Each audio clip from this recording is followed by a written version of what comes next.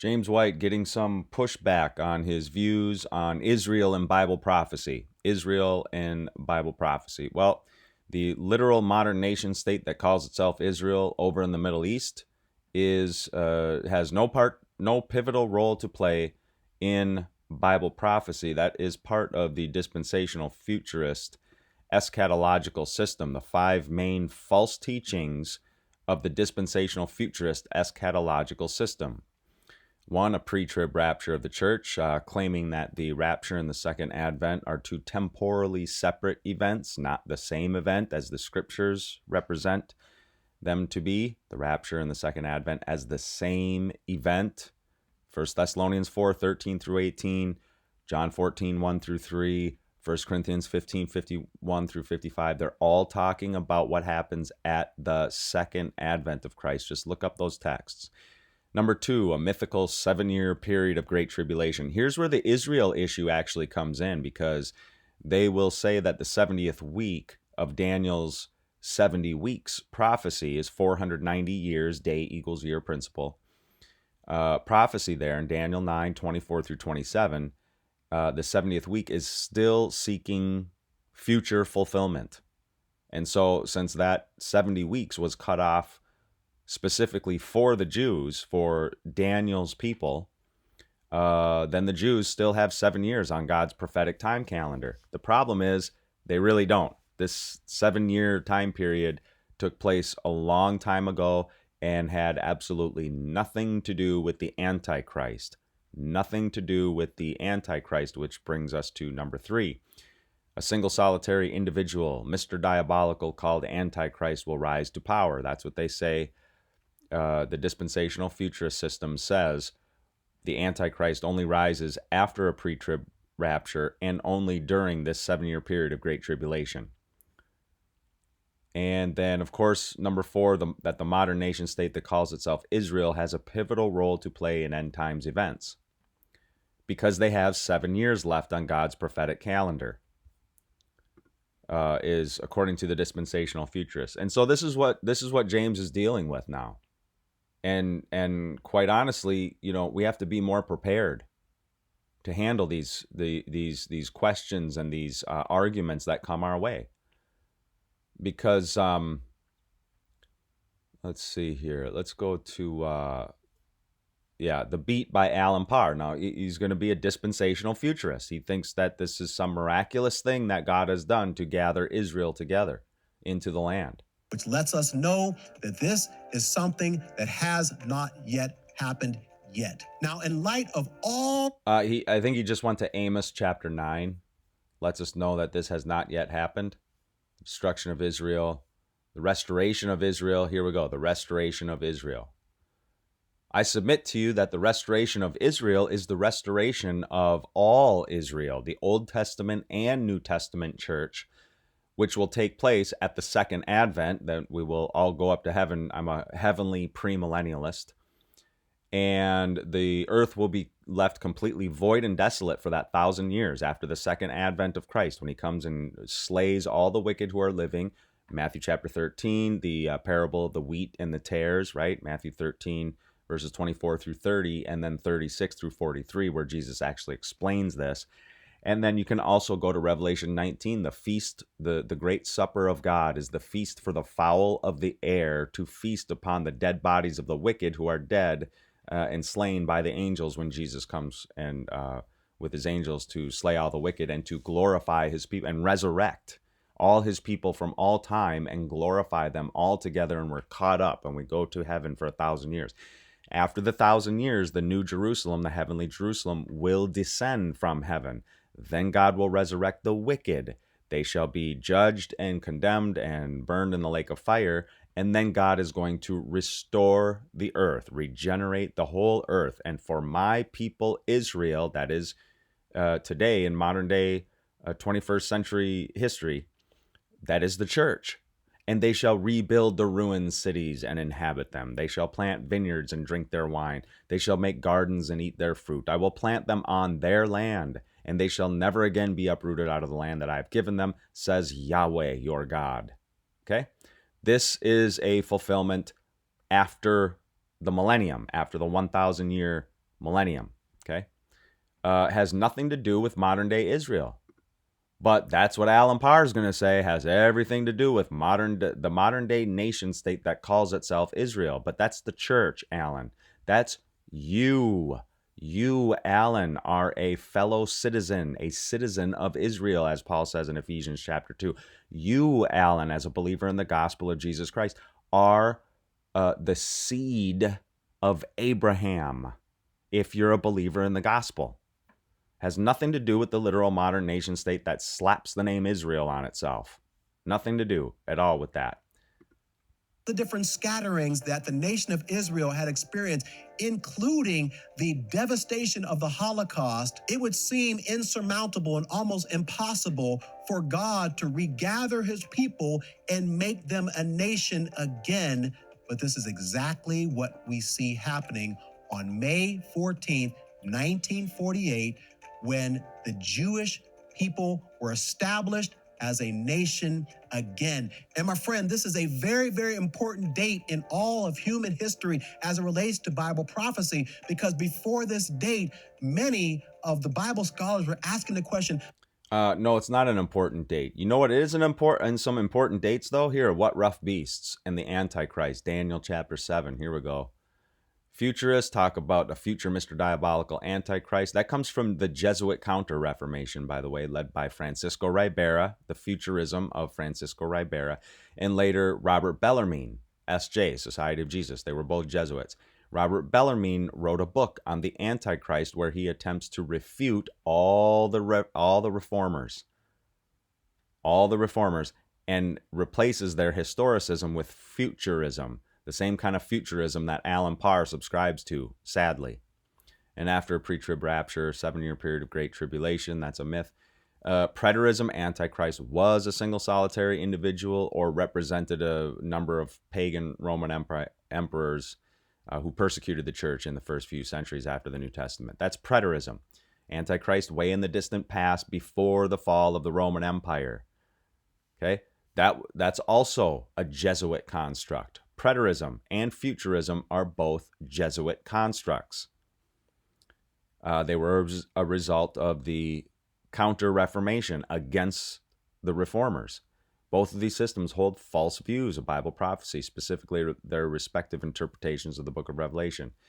Let's go through Daniel chapter 7, who wrote in about the 6th century BC.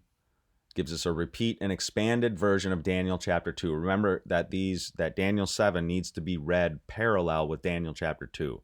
It's the same prophecy that is given, just in different symbolism, and in Daniel 7, more information is given. Because Daniel 2 doesn't talk about the Antichrist. Daniel 7 now does talk about the Antichrist, the little horn of Daniel chapter 7. Saw in my vision by night, behold, 4 winds of heaven were stirring up the great sea, and 4 great beasts came up out of the sea. Now, Revelation chapter 13 talks about a sea beast, and that is also the Antichrist. And we're going to see here a beast represents not a single solitary individual human being. A beast represents an empire, a world-dominating empire. They came up among them, another one, a little one, right? After the 4th beast, dreadful and exceedingly strong, had great iron teeth, the iron monarchy of Rome. This is the Roman Empire, as we're going to see. The little horn came up only after the fall of the 4th beast, after the Roman Empire in the 5th century AD. But let's take a look at them in sequential order, because Alan Parr said that, 1948, that's the most important date ever in the history of humanity. Can you believe it? In the history of humanity. No. These are more important dates because they're right embedded in Daniel chapter 7. The 4 beasts that rise up out of the sea. 4 beasts parallel the 4 metal man elements of Daniel chapter 2, which I have here in the parenthetical. The head of gold, chest on arms of silver. That's the metal man imagery of Daniel chapter 2, and they parallel the 4 beasts here of Daniel 7. So the first beast, lion with eagles, represented the Babylonian Empire, 605 to 539 BC, during which time Daniel was living, and also Ezekiel. Ezekiel and Daniel were contemporaneous with one another. So they lived during this time. And Daniel even lived to to see the fall of the Babylonian Empire, which gave rise to the next empire, the bear raised up on one side, 3 ribs in its teeth. Chest and arms of silver of Daniel chapter 2, the metal man. We're moving down from head to the chest and arms, to the belly and thighs, to the 2 legs, and then the feet and toes of iron and clay.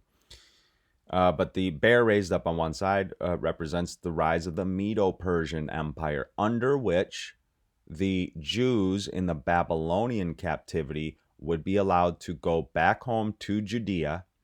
Judea, later called, Palestine by the Romans, but that's far later. Back to Judea, over in the Middle East, along the Mediterranean, basically where Israel is today, and to rebuild the temple and to rebuild their city, all under the auspices of the Medo-Persian Empire. Now, these are empires because they are suzerain kingdoms. Suzerain or suzerain kingdoms. That is, their kings are kings of kings. You'd be the king of kings if you're the king of the Babylonian Empire, because you had lesser vassal kingdoms under you, under your control, under your umbrella, under your purview. So these are suzerain kingdoms. Nebuchadnezzar could have been called, would be called king of kings for his day. Same thing with Cyrus or Artaxerxes or Xerxes from the Medo-Persian Empire, Darius from the Medo-Persian Empire. And then you have, 539 to 331 BC. The 3 ribs in its teeth likely refers to the 3 major conquests of the Medo-Persian Empire, namely over Lydia, Babylon, of course, 539, and Egypt. All the way over to Egypt, the Medo-Persian Empire would stretch over to Egypt. The leopard with the next empire, leopard with bird's wings, that is symbolic of the Grecian Empire, the Greek Empire under the conquests of Alexander the Great. And this is important because of the Hellenization that came with the expansion of the Greek Empire. Hellenization was very important. As the Grecian armies conquered, they would bring with them also the Greek culture and Greek learning and books and the language, so much so that under the next empire, the Roman Empire, the New Testament would be written during this hyphen period, but it wouldn't be written in Latin, the language of the Roman Empire, because Greek was still the dominant language throughout even the Roman Empire for the first few hundred years of its existence. It was only till later in the West that Latin started to dominate. But yeah, the New Testament written in Koine Greek, the whole New Testament, not in Latin, even though it was written during this hyphen period. So these dates are important, 331 to 168 BC for the Grecian Empire. And then check out the Roman Empire, 168 BC all the way to 476 AD. I mean, just do the math. That's over 600 years, isn't it? Yeah, that's over 600 years the Roman Empire would go on. And think of this, all the way up to 476 AD. Think of how much Christian church history we have before the fall of the Roman Empire. There's a ton. Doctrine of the Trinity, Christological issues, Christological heresies. Obviously, the Gnostics were some of the first heretics. Still plaguing the church to this day, the Gnostics are. Okay? Same thing with Christological heresies. Jehovah's Witnesses holding to the Arian heresy. There's Unitarians who hold to the modalistic or Sabellian heresy to this day. All of this was discussed, ad nauseum, at length during the time of the Roman Empire. Yes, these dates do matter. These dates do matter. And I'm not a big date guy, okay? I'm really not, but these dates are biblical because these are the 4 beasts that rise up out of the sea. Now, after the fall of the Roman Empire, you have these 10 horns, or 10 tribal kingdoms that made up the Roman Empire after its fall in 476 AD. Now, you have all kinds of dispensational futurists out there running around talking about, here's Dr. James White again. He's going to talk about how dispensational futurists talk about this 10-nation conglomeration of European nation states, and out of which the Antichrist will arise and all that stuff. So he kind of knows something about that. He does. has blinded you to what's happening and made you act rather callously toward brothers who can clearly see what's coming down the pipeline with regard to geopolitical events. Oh, you can, huh? Yeah. I mean, well, here. See it, but most don't say anything. But I love you too much for that. The preterist postmillennialism you've fallen into. Yeah. I'm missing it here. Only come into existence the last 5 years or so is being deceived. You haven't given me any reason. Wait, no. You want to maybe look at the sermons that are preached at Apologia? For a long time, actually. Oh, man, I can't. I thought I had it. There's so much here in James that I wanted to actually talk about. But he talked about, 10-nation conglomeration in Europe at one point in this video. I must have lost it, but man, he just went through a couple things. What did he talk about? Okay, so a dispensational futurist is refuting him or saying, you're preterist, postmillennialist stuff. And I agree with that. You cannot exchange you don't want to exchange the errors of dispensational futurism with the errors of preterism. That's going the opposite erroneous way. Jeff Durbin has done this. The Apology, they've done this. They've gone the opposite false, wrong way. They're both false. Okay? But he was talking about the 10-nation conglomeration of nation states. Anyway, that's what I wanted to get to. I guess I can't find it, but here they are. Look at dispensational futurists are waiting for a modern day European conglomeration of nation states, as if God's prophetic time clock also has another gap after the fall of the Roman Empire. So there's a gap between the 69th and 70th week that happened in the 1st century AD and stopped at the triumphal entry of Christ in the 1st century AD, about 30 AD. And then there's a big time gap before, until the rapture, and then the 7 years. But there's also another time gap in dispensational futurism between the Roman Empire, the fall of the Roman Empire, and the 10 horns of Daniel chapter 7.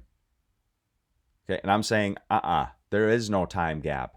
God's prophetic time clock, once it started with Daniel, in really Daniel chapter 2, but then here in Daniel chapter 7, once it started, these empires were successive, and there's no time gaps in between here. The Roman Empire, 470, see, the one goes right into the next one. The one empire flows right into the next one. 10 tribal kingdoms that made up the Roman Empire after its fall. Here are the 10 tribal nation states: Ostrogoths, Burgundians, Vandals, Heruli, Visigoths, Suevi, Alemanni, Franks, Saxons, and Lombards. Now, three of these 10 kingdom nation states would be plucked up by the roots before the little horn or Antichrist could arise. This is why in 2 Thessalonians chapter 2, when Paul is writing to the church in Thessalonica during this hyphen period of the Roman Empire, right? And he's writing about that day, that is the second advent, will not come until the apostasy, the falling away, the falling away, the departure from the faith comes first. And then he talks about the restrainer, the one who is restraining the Antichrist, the man of sin, son of perdition, for coming onto the scene. Okay, from coming onto the scene, the restrainer. This restrainer was the Roman Empire. As long as the Roman Empire existed, the Antichrist could not arise, which is why you have people like Tertullian saying that Christians offer prayers that the Roman Empire would continue on, because Christians knew that once the Roman Empire fell, the Antichrist would arise and persecute the church. Okay? They said even the persecutions we've already faced in the past are nothing compared to the Antichrist. So they prayed for the continuance of the Roman Empire. Tertullian, Hippolytus said this as well, that after the fall of the Roman Empire, the little horn, the Antichrist, would arise. And so it did. But only after 3 of these were plucked up by the roots, 3 of the 10 horns. Noted 18th century Reformed Baptist theologian, historicist, Dr. John Gil. And this is his commentary. The 10 horns are 10 kingdoms which sprung out of the Roman Empire, or into which it was broken and divided upon the dissolution of it at about AD 476. He gives Mede's list, very similar to mine. He gives Sir Isaac Newton's list, again, very similar to my own. And back to the prophecy. 3 of these would be plucked up by the roots. I'm just going to scroll down. Before the little horn could arise, 3 of the 10 would have to be removed before this little horn, the Antichrist, could rise. Those 3 were the Heruli, the Vandals, and the Ostrogoths. Now, historically, all 3 of these held to the Arian heresy. They held to the Arian heresy. So the basic outline of these 3 horns being plucked up by the roots, we could get into that. The Heruli were the first of the barbarian tribes. Odoacer, and then, so Odoacer was there, and then he was kicked out by Theodoric, the Ostrogothic king.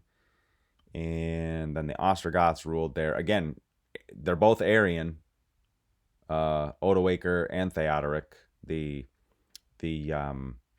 Heruli and the Ostrogoths. But they were tolerant toward the Catholic Trinitarians, which is what Catholic meant. To be Catholic means to be a Trinitarian.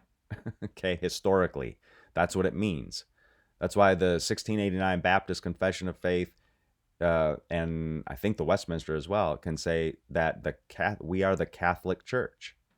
We are the universal church because we're Trinitarians historically. Anyway, the Vandals, who had settled in North Africa, okay, they were intolerant. They were violently opposed to the Trinitarian Catholics in northern Africa there. So, Belisarius. So these 3 horns were plucked up by the roots before the little horn could rise to power, 538 AD. And then let's go to Daniel chapter 7. Okay, Daniel chapter 7, a little horn before which 3 of the first horns were plucked up by the roots. In this horn there were eyes like the eyes of man, and a mouth speaking great things, false doctrines. False doctrine. That's what the mouth speaking great things does. It promulgates false doctrine, deceptive doctrine, lying doctrine. And then you have a heavenly interlude here, verses 9 and 10, and then back to the earthly. I looked the earthly vision. This is Daniel. This is apocalyptic literature. Does this? It goes from earthly. We're going to show you what's happening on the earth, and then it goes in interlude to here's a picture of what's going on in heaven. Here's heaven. Here's a heavenly picture. Something heavenly, something earthly. So here we have all this earthly stuff. These beasts that rise up, these empires that rise up on the earth, and then we have a heavenly interlude. The Ancient of Days took his seat, clothing white as snow, hair of as pure wool. His throne was fiery flames, wheels burning fire, fire, right? A lot of fire with regard to God. And of course, his fiery judgment in the last days will definitely be with fire. It's fire, a lot of fire going on with God. And 10,000 times 10,000 stood before him, and the court sat and judged. Even when he led the people out of the Exodus experience, it was still fire, and a cloud had to sort of surround this fire. And the books were open. We see these books in Revelation chapter 20 again. The books are the books of all the works of the deeds of the wicked who are not in heaven, while the saints are reigning in heaven. Those are the books. They're the books of record. The books of record of all the wickedness of all the wicked who are not in heaven from all time. These are going to be history books. These are going to be God's history books, and we're going to study them for 1,000 years to see that God's judgments are in fact just and true and right. There's a lot of ignorance that we have. Our ignorance is going to be remedied in heaven for 1,000 years. I looked because of the sound of the great words that the horn was speaking, the Antichrist, again, back to the earth. Great words that the horn was speaking. Body destroyed, burned with fire. Fire. The rest of the beasts, their dominion was taken away. Now we have another heavenly interlude here. There came one like the Son of Man. He came to the Ancient of Days and was presented before him. This is his ascension into heaven. And then back to the earthly again. But check out what Daniel says. Daniel says, my spirit within me was anxious. He had anxiety. Daniel had mental health issues by getting and receiving these visions from God. He had anxiety, and the visions of my head alarmed me. He was alarmed. Okay, he was disturbed by these things, traumatized by them. He had mental health issues because of these these visions. I approached one of those who stood there and asked him the truth. Nevertheless, Daniel, anxiety, mental health issue, he still asked him the truth concerning all this. He still wanted to know the truth. The saints of the Most High shall receive the kingdom, possess the kingdom forever and ever and ever. And I desired to know the truth about the fourth beast. You see that? Specifically the fourth beast, the Roman Empire, and about the 10 horns that were on his head, and the other horn that came up, and before which 3 of them fell. That little horn that had eyes and a mouth speaking great things, blasphemies. This horn made war with the saints. Notice this. When did this horn arise? Not till after the fall of the Roman Empire. So the saints here are Christians. The saints here are Christians that Daniel sees. You see that? And prevailed over the saints until the Ancient of Days came and judgment was given for the saints of the Most High, and the time came when the saints possessed the kingdom. Okay? Until the second advent. This horn made war with the saints and prevailed over them. The fourth beast, fourth kingdom, fourth empire, 10 horns, this kingdom, 10 kings or kingdoms shall arise. Kings and kingdoms are used synonymously in Scripture. And another shall arise after them. He shall be different from the four, and put down 3 kings or 3 horns. He shall speak words against the Most High. Against the Most High. Wear out the saints of the Most High. Again, that's Christians. Think to change the times and law, and they shall be given into his hand for a time, times half a time. There's that huge time prophecy right there. That's mentioned all throughout the book of Revelation. Well, Revelation chapters 11, 12, and 13. It's mentioned 5 times in those 3 chapters. Okay? 1,260 days, 42 months, a time, times half a time. All the same time period, referring to 1,260 years of the papal Antichrist, little horn, wearing out the saints of the Most High, speaking words, blasphemous words. Okay, sitting in the temple of God that is in the church of God, 2 Thessalonians chapter 2. Jonathan Edwards, respecting Antichrist, that man of sin. Antichrist is, this is called the Antichrist as though there were none but he, because he was so eminently and above all others. Not because he was the only Antichrist, but because this one is spoken singularly, because he is so eminently above all others in his blasphemies. So this contrivance of the devil is called the mystery of iniquity. We find no enemy of Christ, one half so much spoken of in the prophecies of Revelation as this, and the destruction of no enemy is spoken of as so glorious and so happy for the church. This is Jonathan Edwards, History of the Work of Redemption. This is a contrivance to turn the ministry of the Christian church into the ministry of the devil. Let's go down a little bit more. Here, see, the dragon that formerly reigned in the heathen Roman Empire, being cast out thence, after the beast with 7 heads and 10 horns rise up out of the sea, gives him his power, seek great authority, and all the world wonders after the beast. I am far from pretending to determine the time when the reign of Antichrist began, which is a point that has been so much controverted among divines and expositors. But it is certain, however, that the 1,260 days or years, what? Right here. Time times half a time, Jonathan Edwards says, is 1,260 literal years, did not commence before the year of Christ 479. See that? Before the fall of the Roman Empire. It commenced after the fall of the Roman Empire, not before it. So that's Jonathan Edwards. The rise of Antichrist was gradual. The church, the Christian church, corrupted itself. The Christian church corrupted itself in many things presently after Constantine's time. growing more and more superstitious in his worship, by degrees bringing in many ceremonies into the worship of God, till at length they brought in the worship of saints, set up images in their churches. The Bishop of Rome assumed more and more authority to himself. The Bishop of Rome assumed more and more authority to himself, and more authority was given him. Okay, claimed universal bishop over the whole Christian church. Was used to be called God on earth.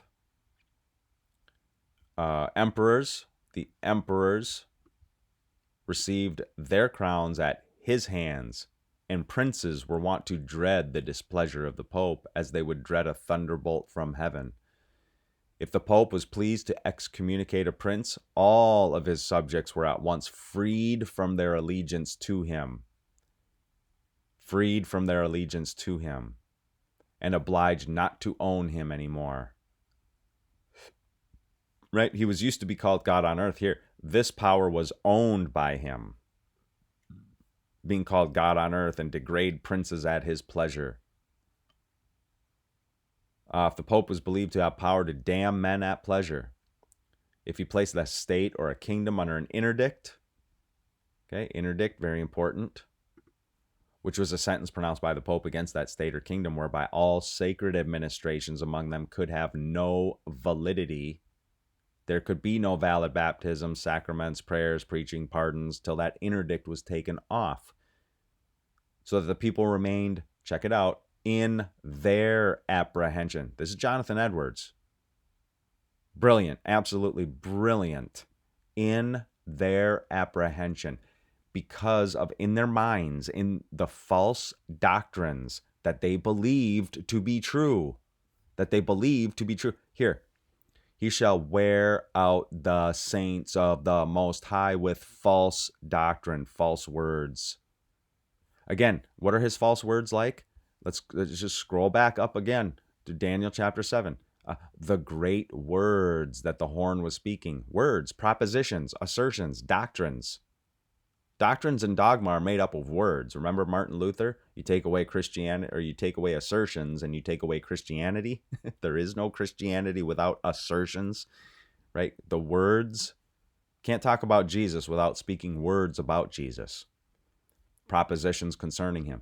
And behold, in this horn were eyes like eyes of man, and a mouth speaking great things. That's why the mouth spoke great things. The Antichrist spoke great things. And so in their apprehension, in their cognitive minds, in the false doctrine they believed to be true, they stood in a miserable and damnable state because of that interdict of the Pope. And therefore they dreaded it. They dreaded it as they would a storm of fire and brimstone from heaven. They viewed that as a very heavenly judgment of God, that the Pope had an interdict against them. And in order to execute his wrath on a prince or people with whom he was displeased, other princes must also be put to a great deal of trouble and expense. And as the Pope and his clergy robbed the people of their ecclesiastical and civil liberties, what do we have in the United States? The Christ, the lamb-like beast, the earth beast of Revelation 13, 11 through 17. That's the United States. What do we have in the United States? The lamb-like principles of the United States. Ecclesiastical and civil liberty. That's what we have. That's what we have. Here's what Jonathan Edwards is saying. The Pope hates that. The Pope and his clergy, they like to rob the people of their ecclesiastical and civil liberties and privileges. And so they also robbed them of their estates and drained all Christendom of their money. See how all this agrees with the prophecies of, according to Jonathan Edwards, conceived, born, died, an American. 2 Thessalonians chapter 2. The man of sin, son of perdition, is the Antichrist. That's the Bishop of Rome. That's the papacy. The false doctrines of the papacy. Daniel 7, the little horn, that's the papacy. Revelation 13, 1 through 10, that's the papacy. Revelation 17, the scarlet harlot, that's the papacy. All this is talking about the Antichrist. That's the papacy. Ignorance more and more prevailed. The Holy Scriptures, check this out, the Holy Scriptures by degrees were taken out of the hands of the laity. See that? taken out of the hands of the laity, the better to promote the unscriptural and wicked designs of the Pope and the clergy, and instead of promoting knowledge among the people, they industriously promoted ignorance. It was a received maxim among them that ignorance is the mother of devotion. Ignorance is the mother of devotion, according to that. Hosea 4:6 says, "My people are destroyed for lack of knowledge." Hosea 4:6, "My people are destroyed for lack of knowledge." And you have these people having the maxim that, oh no, ignorance is the mother of devotion. So, lots of stuff going on. Let's see. Iran's endgame. Okay, so he's going to talk about Persia, Gog and Magog. Mark Hitchcock, a dispensational futurist. James White's all confused. Alan Parr, dispensational futurist. James White, preterist, postmillennialist, and now he's getting pushed back by dispensationalists because of his views on Israel. Israel is the church. The church is the Israel of God, made up of Jews, Gentiles. It doesn't matter. It's all believers in the gospel of Jesus Christ are the seed of Abraham. So that should be simple enough. I mean, this is a lot I just went through, 36 minutes. So I don't know, maybe not focused enough, but man, the little horn, Israel, all this stuff, this all Bible prophecy stuff we need to talk about. Daniel 7:1, what rough beasts. Yeah. So the rise of the papacy. After 538 AD, after the fall of the Roman Empire, the third of the three horns uprooted in 538 AD, the Ostrogothic power. This was an end of the Ostrogothic power in the West in 538 AD.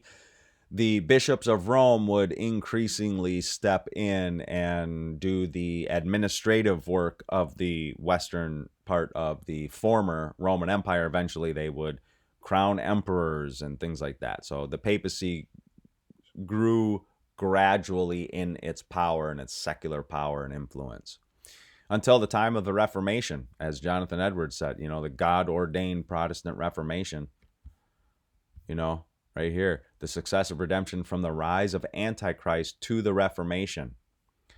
He goes in, even talks about Islam too, in the fifth and sixth trumpets, being the Saracenic and then the followed by the Turkic invasions. Saracenic and then the Turkic invasions, the Saracens and the Turks. Saracens first and then later the Turkish invasions, symbolizing the fifth and sixth trumpets of the book of Revelation. Anyway, lots of stuff to talk about and continue to study. So 37 minutes in.